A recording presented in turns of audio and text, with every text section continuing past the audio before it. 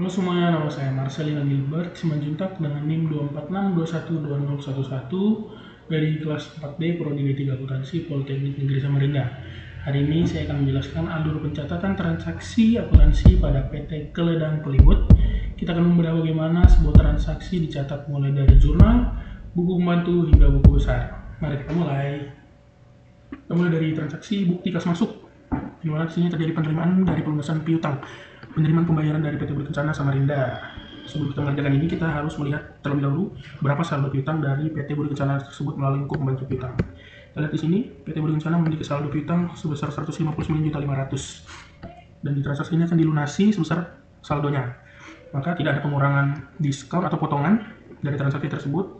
Lalu di jurnal kita akan membuat jurnal tanggal 2 dengan nama perusahaan customer kita, nomor BKM 1 BKM, kas di debit sebesar 159.500.000 dan di kredit ada piutang dagang sebesar 159.500.000. Lalu di buku pembantu piutangnya kita tulis tanggal 2 melalui jurnal penerimaan kas ada pelunasan sebesar 159.500.000 dan per tanggal 2 Januari piutang PT Berkencana tidak ada.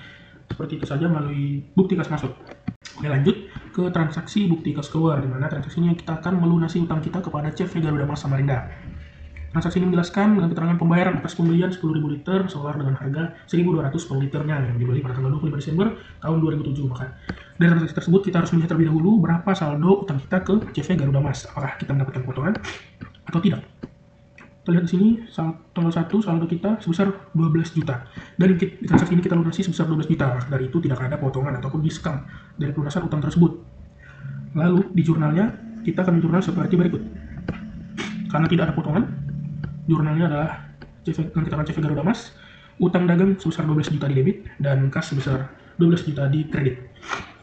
Lalu tidak lupa kita mengerjakan buku pembantu utang dengan posisi utang di debit tanggal 2 melalui jurnal kas keluar, debit 12 juta dan dikurangi dengan saldo menjadi 0. Jadi saldo per tanggal 2 Januari 2008 kepada CV Garuda Mas tidak ada.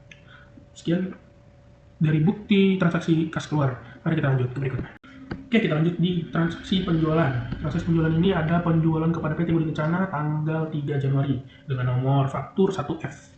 PT Berkencana membeli plywood sebanyak 1.200 meter per kubik dengan harga satuannya itu adalah 500.000. Maka total barang yang dijual adalah sebesar 600 juta. Transaksi ini ada PPN sebesar 10%, 600 juta kali 10% adalah 60 juta, maka jumlah di transaksi tersebut adalah 660 juta. Maka di jurnal khusus penjualan kita mencatatnya sebagai berikut. Tanggal 3 PT Berkencana nomor faktur 1F, di debit ada piutang dagang sebesar 660 juta, di kredit ada PPN keluaran sebesar 60 juta dan penjualan di kredit juga 600 juta. Setelah kita mencatat jurnal penjualan, tidak lupa lagi kita ke buku pembantu piutang karena ini adalah penjualan kredit. Penjualan kredit di buku pembantu piutang kita mencatat sebagai berikut. Tanggal 3 keterangannya dari jurnal penjualan terdapat penambahan piutang dari PT Berkencana sebesar 660 juta. Maka saldo piutang PT Berkencana per tanggal 3 Januari adalah sebesar 660 juta. Sangat simpel bukan? Melalui jurnal penjualan. Kita lanjut ke jurnal berikutnya. Oke, kita lanjut di transaksi laporan penerimaan barang dari CV Garuda Mas pada tanggal 11 Januari dengan nomor LPB 1. Kita menerima barang berupa premium 1.000 liter dengan harga per liter 1.500, maka 1.500.000 jumlahnya. Dan barang kedua adalah solar. Solar ini sepertinya solar ya. Solar sebanyak 2.000 liter dengan harga per liter 1.200. 2.000 kali 1.200 adalah 1.400. Maka jumlah barang yang kita beli adalah 3.900.000. Tidak lupa di sini ada PPN masukan 10%. Total PPN kita ada 3.900.000. Maka utang dagang kita adalah 4.290.000. Oke, kita catat di jurnal khusus pembeliannya adalah sebagai berikut. Tanggal 11, kita mengecek Garuda Mas, nomor faktur 1 LPB, persediaan bahan bakar dan pelumas, karena inilah premium dan soal itu seperti solar ya. 3.900 dengan PPN, nomor PPN adalah 1151, PPN masukan 390.000, dan utang dagangnya adalah di kredit 3.900.000 ditambah 390.000 menjadi 4.290.000. Karena ini pembelian kredit, kita lanjut ke buku pembantu utang, CV Garuda Mas tentunya.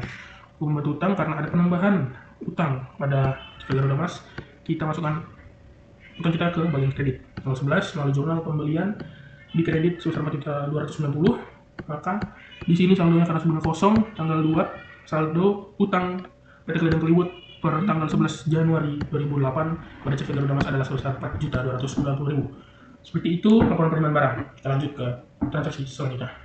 Oke, di akuntansi biaya ini ada namanya jurnal pemakaian bahan. Jurnal pemakaian bahan ini digunakan untuk mengetahui di mana bahan-bahan tersebut digunakan dan ke departemen mana. Contohnya di tanggal 1 ini ada kayu log sebanyak 1.500 juta digunakan kepada seksi persiapan barang dalam proses biaya bahan baku.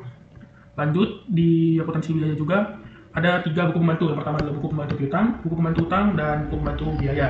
Buku pembantu biaya ini gunanya untuk mencari tahu ke departemen mana biaya dan bahan digunakan. Contohnya di sini ada biaya bahan bakar nomor rekening 5211 itu adalah BOP sesungguhnya seksi listrik. Bahan bakar digunakan oleh seksi listrik sebanyak 5.250.000. Buku besar sama 1, 2, 3, 4, 5, dan ada beda lagi di rekapitulasi biaya dan alokasi biaya overhead pabrik. Di sini gunanya untuk menghitung penggunaan biaya-biaya pada masing-masing departemen. Contohnya departemen pembantu, departemen produksi, biaya administrasi dan umum, dan biaya pemasaran. Di akuntansi biaya juga ada laporan biaya produksi seksi persiapan. Sebagai berikut,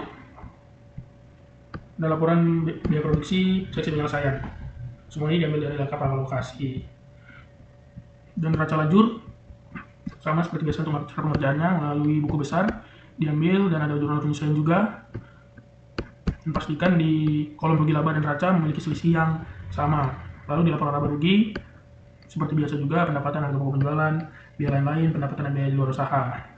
Pastikan laba yang terdapat pada laporan laba rugi sama dengan neraca lajur. Di neraca juga sama cara pengerjaannya. Baik, itulah alur lengkap dari pencatatan jurnal hingga ke buku besar. Kuncinya di akuntansi biaya adalah ketelitian dalam memindahkan angka dari jurnal ke buku pembantu agar data selalu sinkron. Mohon maaf jika ada kesalahan kata dan saya sekarang sedang sedikit tidak enak badan. Terima kasih sudah menonton, semoga bermanfaat. Terima kasih.